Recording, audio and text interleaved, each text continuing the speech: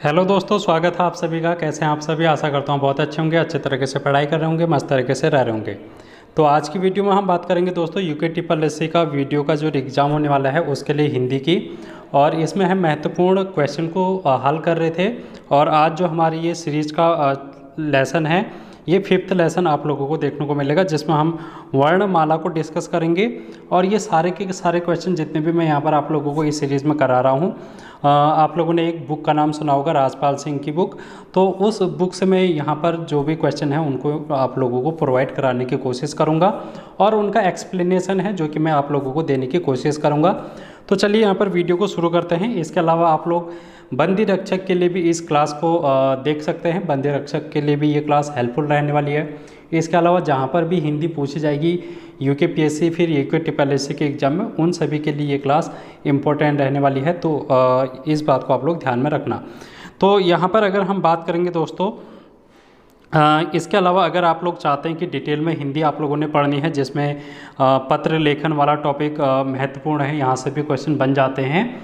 अगर आप लोगों ने पत्र लेखन नहीं पढ़ा है तो आप लोग प्लेलिस्ट में जाके देखना। यहाँ पर मैंने आप लोगों को पत्र लेखन एक एक पत्र करके सारे पत्र जो भी आपके एग्ज़ाम के सिलेबस में दिए गए हैं उनको मैंने यहाँ पर कवर कराया गया है। इसके अलावा जनसंचार के टॉपिक भी यहाँ पर आप लोगों को देखने को मिलेगा।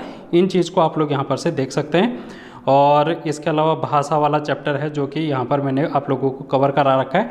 मैंने इस प्लेलिस्ट में पूरी की पूरी हिंदी जो एक कॉन्सेप्ट बेस्ड होती है उसको सिलेबस के अकॉर्डिंग कंप्लीट करा रखा है। शब्द भंडार नहीं कराया है, जिसमें हम पर्यायवाची विलोम शब्द तत्सम इनकी बात करते हैं, उनको मैंने नहीं करा रखा है। अन्यथा सभी चीज़ें आप लोगों को यहाँ पर देखने को मिलेगी।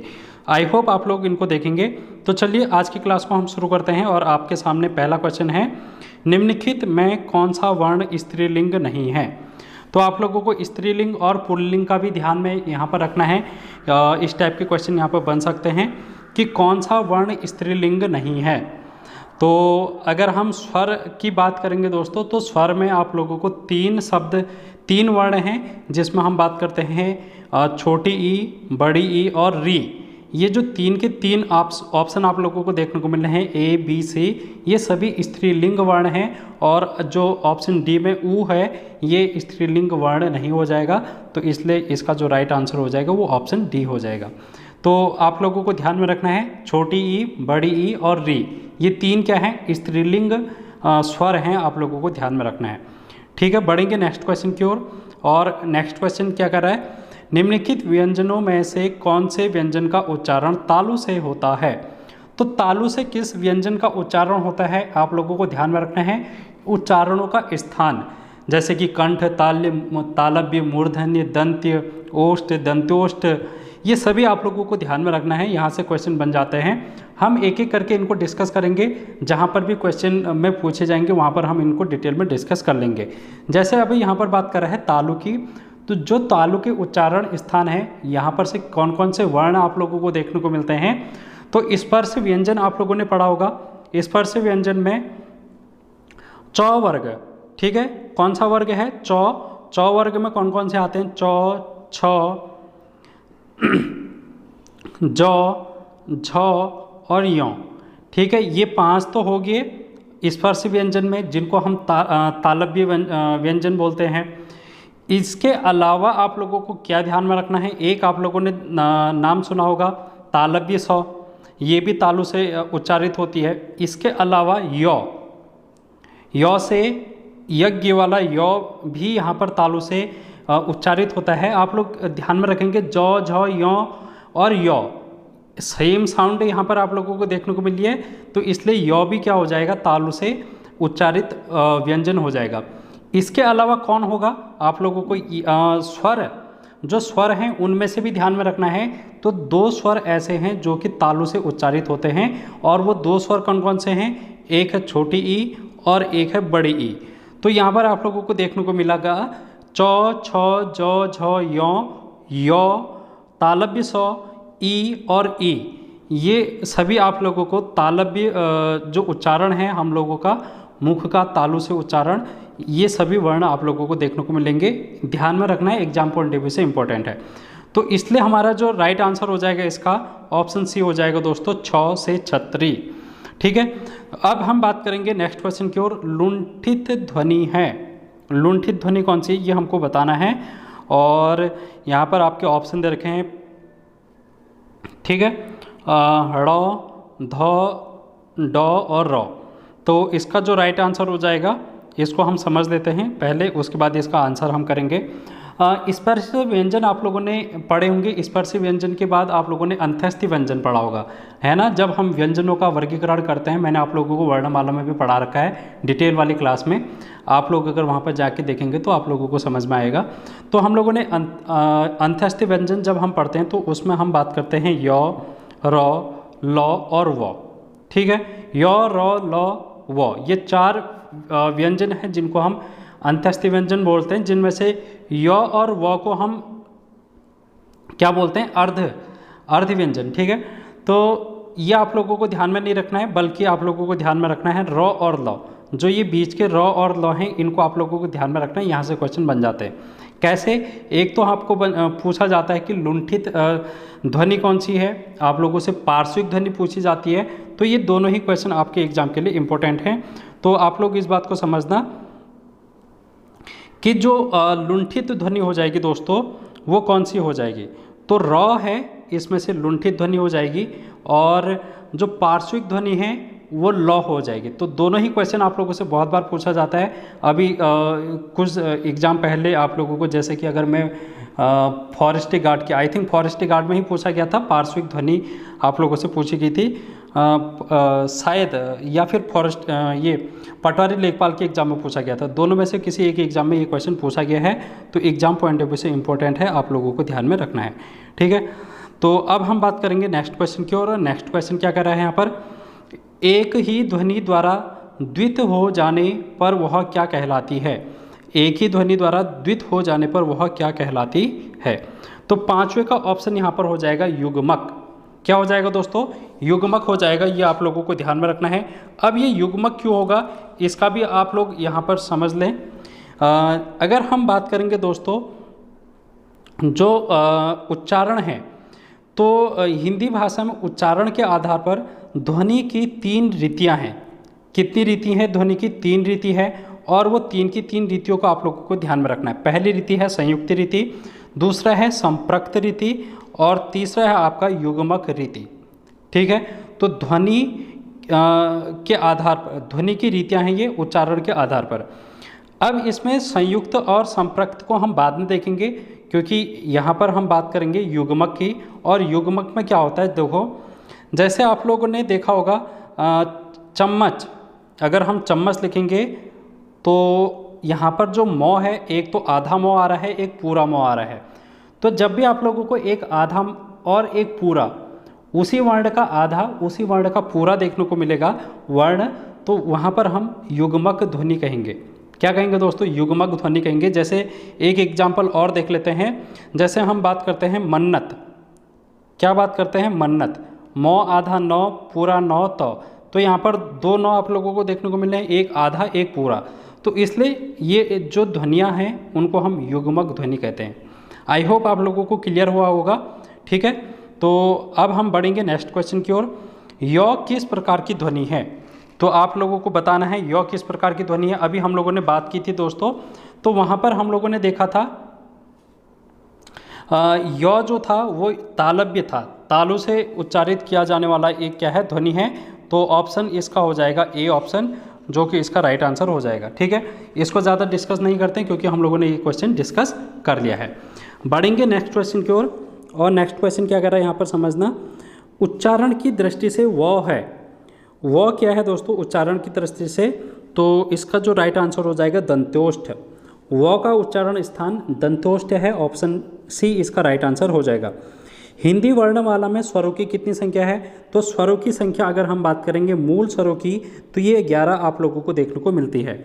हाँ ठीक है, 11 स्वर आप लोगों को देखने को मिलते हैं। तो ये बात आप लोगों को ध्यान में रखनी है। कहीं कहीं पर आप लोगों को 10 भी ऑप्शन में टिक मत करके आना, क्योंकि जो री है उसको भी हम स्वरों में काउंट करते हैं। कुछ लोग इसको काउंट नहीं करते हैं, इस वजह से वो 10 बोलते हैं, जो कि गलत हो जाएगा। आप लोगों को री को भी काउंट करना है, लेकिन अंग और अह, अंग से अंगूर और अह खाली जिसको आप बोलते हैं, उसको हम यहाँ पर स्वरों में शामिल नहीं करते हैं, ठीक है। तो वो अयोगवाह होते हैं, इसलिए उनको हम यहाँ पर काउंट नहीं करेंगे। अब आपके सामने नेक्स्ट क्वेश्चन है, आई के उच्चारण में डैश और की सहायता ली जाती है। यहाँ पर आप लोगों को आई से ऐनक वाला है, इसके उच्चारण में हमको किसकी सहायता लेनी पड़ती है? ऑप्शन है दंत ओष्ठ, कंठ तालु, छंद तालु, इच यस तालु। तो इसमें से आंसर क्या हो जाएगा? इसका आंसर हो जाएगा कंठ और तालु, ठीक है।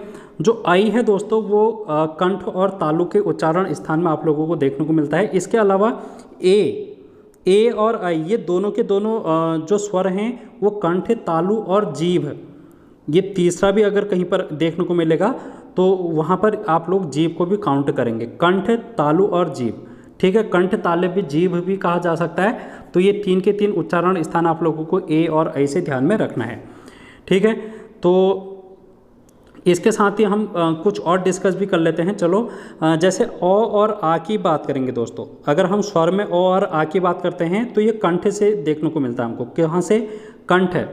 और अभी हम लोगों ने देखा ई और बड़ी ई, ठीक है। छोटी ई और बड़ी ई हम लोगों ने कहाँ से देखा? तालु से देखा। और ई अब अगर हम बात करेंगे ए और आई की, तो ये कहाँ से हो जाएगा दोस्तों? ए और आई कंठ तालव्य से हो जाएगा, कंठ और तालु से, ठीक है। तो ये बात आप लोगों को ध्यान में रखनी है। बढ़ेंगे नेक्स्ट क्वेश्चन की ओर। चौ वर्ग ध्वनियाँ किस वर्ग में आती हैं? चौ वर्ग ध्वनियाँ किस वर्ग में आती हैं? अभी हम लोगों ने थोड़ी देर पहले ही इसको डिस्कस कर लिया है आई थिंक। तो ये तालव्य हो जाएगा, चौ वर्ग की ध्वनियाँ।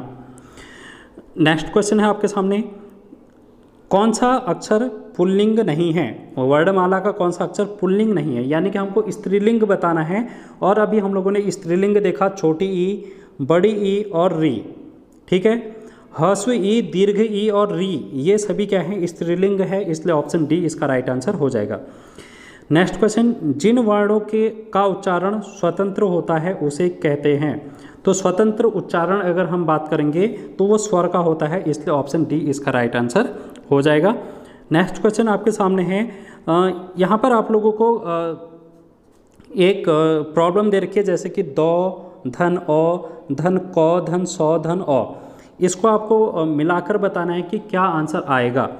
तो इसको हम बोलेंगे दक्ष दोस्तों, दो छ, दक्ष।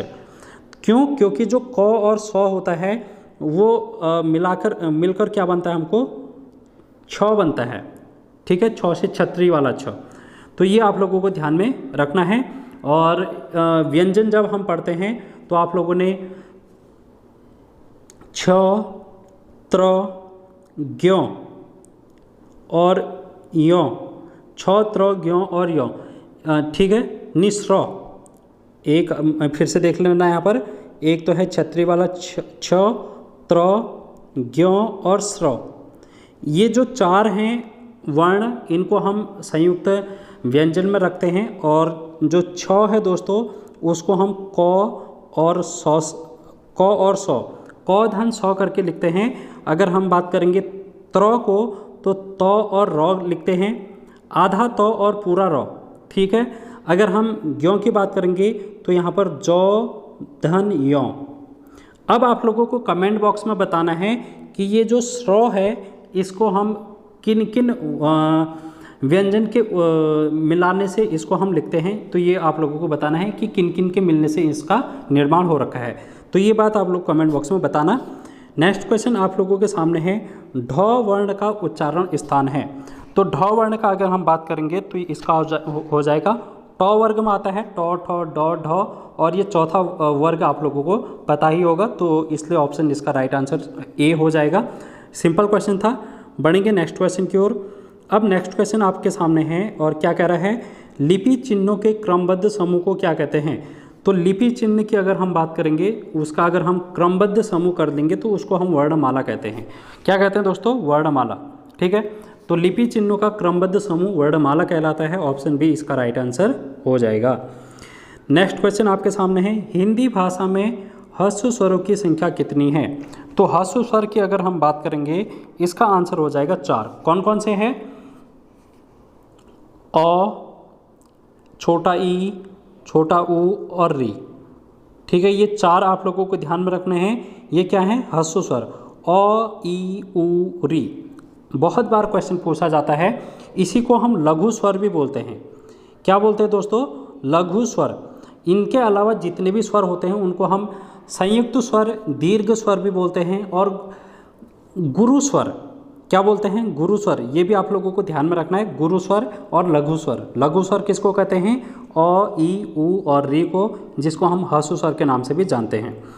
नेक्स्ट क्वेश्चन आपके सामने है, ऐसी कौन सी 2 मात्राएं हैं जिनका प्रयोग तो किया जाता है किंतु उनका समावेश स्वर में नहीं किया जाता है? तो स्वरों में समावेश किसका नहीं करते? अंग और अह। इसको हम अयोगवाह ध्वनियाँ कहते हैं, अयोगवाह। तो ये आप लोगों को पता होगा, तो ऑप्शन सी इसका राइट आंसर हो जाएगा। अब देखो, उच्चारण की दृष्टि से संबल ध्वनि का कौन सा वर्गीकरण है? अभी हम लोगों ने ध्वनि का वर्गीकरण देखा, ध्वनि की रीतियाँ देखी उच्चारण के आधार पर। तो 3 प्रकार की रीतियाँ हम लोगों ने देखी। मैंने आप लोगों से कहा कि हम आने वाले जो क्वेश्चन है उसमें डिस्कस कर लेंगे अन्य को। तो अभी हम लोगों ने एक युग्मक ध्वनि देखी थी, संयुक्त ध्वनि देखी थी, और संपृक्त। युग्मक क्या होती है हम लोगों ने देख लिया था। ठीक है, युग्मक क्या होती है देख लिया था। जैसे हम लोगों ने चम्मच का उदाहरण दिया था, मन्नत का उदाहरण दिया था। अब अगर हम बात करेंगे, ये जो संबल है ये कौन सी ध्वनि का वर्गीकरण है? तो संपृक्त ध्वनि आप लोगों को ध्यान में रखना है। संपृक्त ध्वनि। अब संपृक्त ध्वनि में क्या होता है? जैसे कि कोई 2 वर्ण हैं, उनको आपस में मिलाने वाला जो वर्ण होगा उसको हम संपृक्त ध्वनि कहेंगे। जैसे एग्जाम्पल से समझ लेते हैं, जैसे संबल है तो स और ब, ल, श, बल। अगर इसको हम मिलाने की बात करेंगे, बीच में हमको क्या देखने को मिल रहा है? मौ, आधा मौ। तो ये आधा मौ स और बल को मिला रहा है, इसलिए ये क्या हो जाएगा? संपृक्त ध्वनि हो जाएगा। ठीक है, तो ये बात आप लोगों को ध्यान में रखनी है, संबल इसका राइट आंसर हो जाएगा। इसी प्रकार कंबल, संबल की तरह कंबल भी हो जाएगा, क्योंकि यहाँ पर मौ आप लोगों को देखने को मिल रहा है। संबल, कंबल, तो ये जो ध्वनियाँ हैं वो संपृक्त ध्वनियाँ हम लोग इनको कहते हैं। आई होप आप लोगों को ये क्लियर हुआ होगा। कंफ्यूज मत होना युग्मक और संपृक्त में। संयुक्त को आने वाले कुछ क्वेश्चन में हम देख लेंगे, उस फिर आप लोगों का संयुक्त ध्वनि भी कंफर्म हो जाएगा। किस स्वर के उच्चारण में दीर्घ स्वर से भी अधिक समय लगता है? तो दीर्घ स्वर से भी अधिक समय किस में लगता है आप लोगों को ध्यान में रखना है। तो अगर हम बात करेंगे यहाँ पर ह्रस्व स्वर, प्लुत स्वर, अनुस्वार या फिर अनुनासिक, तो प्लुत स्वर इसका राइट आंसर हो जाएगा। जिसमें हम 1 मात्रा का समय लगता है, ठीक है, उसको हम ह्रस्व स्वर बोलते हैं। जिसमें 2 मात्राओं का समय लगता है उसको हम दीर्घ स्वर बोलते हैं। जिसमें 2 से अधिक मात्राओं का यहाँ पर समय लगता है उसको हम प्लुत स्वर बोलते हैं, जैसे कि राम। ठीक है, राम, इस तरीके से आप लोग देखेंगे, राम हम जब बोलते हैं तो वहाँ पर हमको प्लुत स्वर देखने को मिलता है। ठीक है, यहाँ पर जो प्लुत स्वर की खासियत है, जो हिंदी का 3 होता है दोस्तों, ये आप लोगों को ध्यान में रखना है। हिंदी का 3 जहाँ पर आप लोगों को देखने को मिलेगा, वहाँ पर हम प्लुत स्वर को काउंट करते हैं, प्लुत स्वर की वहाँ पर हम बात करते हैं। जैसे कि राम में यहाँ पर राम, ठीक है, तो थोड़ा उच्चारण हम इसको जोर से करेंगे, राम। तो अ की मात्रा यहाँ पर जो हिंदी का 3 है उसकी तरह हम लिखते हैं जब भी हम प्लुत स्वर की बात करते हैं। ठीक है, तो ऑप्शन बी इसका राइट आंसर हो जाएगा। नेक्स्ट क्वेश्चन है आज का, और ये अंतिम क्वेश्चन है। वर्णमाला में स्पर्श व्यंजनों की कितनी संख्या है? तो स्पर्श व्यंजनों की अगर हम बात करेंगे 25 स्पर्श व्यंजन है। 5 वर्ग आप लोगों को देखने मिलेंगे। 5 वर्ग में 5-5 वर्ण आप लोगों को देखने को मिलेंगे। तो कुल कितने हो जाएंगे? ये 25 हो जाएंगे। कौन कौन से? क वर्ग, च वर्ग, ट वर्ग, त वर्ग और प वर्ग। ठीक है, तो ये 5 वर्ग आप लोगों को ध्यान में रखना है जो कि स्पर्श व्यंजनों की बात करता है। इसके अलावा अंत्यस्थ व्यंजन भी हैं, संयुक्त व्यंजन भी हैं, उनको भी हम लोगों ने अभी देख लिया था। अब यहाँ पर एक क्वेश्चन आपके सामने है और ये होमवर्क के लिए है, और वैसे मैंने आप लोगों को ये क्वेश्चन करा दिया है। और क्वेश्चन क्या कर रहा है? स्वर ए और ऐ का उच्चारण स्थान कौन सा है? तो आप लोग इसको कमेंट बॉक्स में जल्दी से कर देना। तो ये आपका होमवर्क है। नेक्स्ट क्लास में हम मिलेंगे जिसमें हम इससे आगे को और भी क्वेश्चन हैं जो कि डिस्कस करेंगे।